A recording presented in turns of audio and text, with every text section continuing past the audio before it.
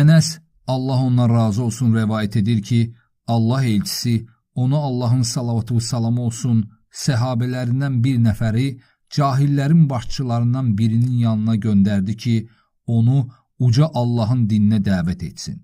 O dedi, məni dəvət etdiyin Rəbbin dəmirdəndir, yoxsa misdən, bəlkə gümüşdəndir və ya qızıldan. Səhabə gəlib onun dediklərini Peyğəmbərə xəbər verdi.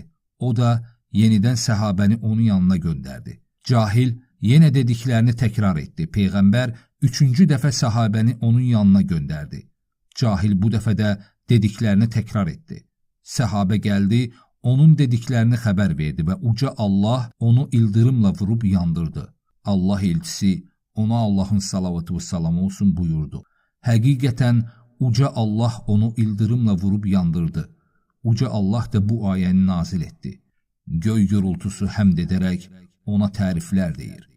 Mələklər də onun qorxusundan təriflər deyirlər. Allah ildırımlar göndərib istədiyini vurur. Onlar Allah barəsində mübahisə edirlər. Halbuki o, şiddətli cəza verəndir. Ər-Rəd surəsi 13-cü ayə. Əbu Yələ 3341.